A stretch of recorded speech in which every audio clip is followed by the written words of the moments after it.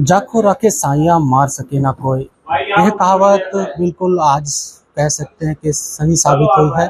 दीपक हुड्डा जो इंडियन कबड्डी के जो टीम के कप्तान रहे हैं और वर्तमान में बीजेपी के नेता और मैम से जो है उन्होंने विधायक के तौर पर उन्होंने चुनाव लड़ा था। आज क्या हुआ है उनसे ही बात करते हैं। आज इस तरह से आपके साथ घटना हुई है और तरह तरह के पोस्ट भी आ रहे हैं, क्या कहेंगे ये जो हरिद्वार में हुआ आज? देखो, आज सबसे पहले तो पूरे प्रदेशवासियों को महाशिवरात्रि के पावन पर्व की हार्दिक शुभकामनाएं और बधाई। मैं भी आज महाशिवरात्रि का पावन पर्व था और इतने शुभ अवसर पर माँ गंगा में स्नान करने के लिए सुबह सुबह चला गया। तो जैसे ही मैं थोड़ा बेल से अंदर की तरफ स्नान कर रहा तो पैर फिसल गया और बहाव इतना ज़्यादा था कि संभल नहीं पाया। एक ही पैर मेरा खड्डे में आया था लेकिन मैं संभल नहीं पाया, तो पानी में थोड़ा अंदर चला गया था। और ये तो आप सबकी दुआएं हैं और भोले बाबा की कृपा थी कि आज मैं महाशिवरात्रि का व्रत भी रखा हुआ था कि 2-3 सेकंड में ही वहाँ पे रेस्क्यू टीम पहले ही खड़ी हुई थी। तो ये तो उत्तराखंड पुलिस की मैं तारीफ करना चाहूँगा कि मतलब इतनी मुस्तैदी से वो खड़े थे। 3-4 सेकंड में ही वो उधर आ गए, दूसरे पिलर तक ही पहुँचा था और साथ में मुझे बोट में बिठा के बाहर ले आए। शिवरात्रि थी, बहुत भीड़ होती है हरिद्वार में, मतलब लाखों की संख्या पे वहाँ श्रद्धालु पहुँचते हैं।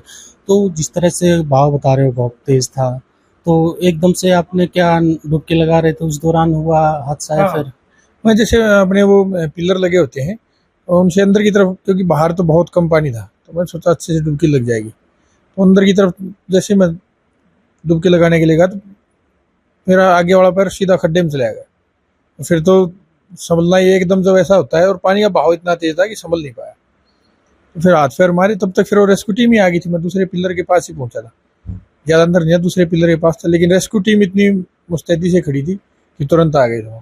जब आपका पाँव फिसला, आप बह रहे थे, तो दिमाग में क्या आ रहा था उस समय? बट दिमाग में तो उस टाइम एकदम से तो काम नहीं किया था, बस यही था कि हाथ चलाते रहो, लेकिन बहाव सच में बहुत ज़्यादा तेज था। तो जिस तरह से आपके परिवार में काफ़ी ट्रेजेडी हुई है, फादर साहब भी चले गए थे, मदर भी चले गए थे और आपके साथ इस तरह से हादसा हुआ, तो कहीं न कहीं थोड़ा हाँ भगवान की मेहर मानते हैं कि भाई थोड़ा हाँ तो भगवान ने मेहर रखी से भगवान। बिल्कुल मेहर रखी है। मैं तो इसलिए बोल रहा हूँ कि आज महाशिवरात्रि का दिन था और माँ गंगा मैया का आशीर्वाद और इतने सारे लोगों की दुआई थी, नहीं तो बड़ा हादसा हो सकता था, क्योंकि पानी का बहाव बहुत ही ज़्यादा तेज था। मैं बचपन से जाता रहा हूँ, गंगा मैया में नहाने भी जाता रहा हूँ, लेकिन मेरे साथ ये पहली बार ऐसा हादसा हुआ है। और तैरना भी मुझे अच्छी तरह आता है। ये थोड़ा डर लगा था उस समय?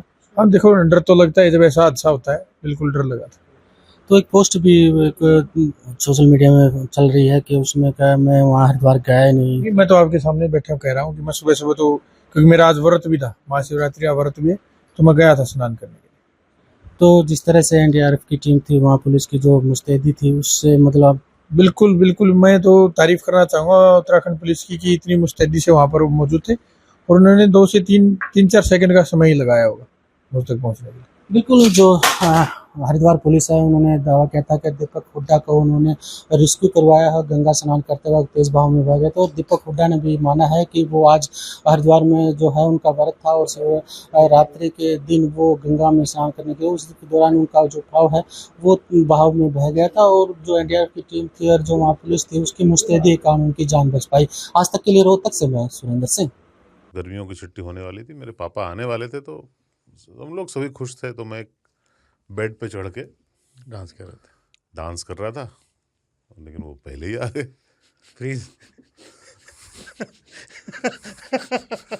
तो मैं उस समय तो कंटिन्यू नहीं कर सकता था ना, तो फ्रीज फ्रेम टाइप का हो गया। कसम पैदा कर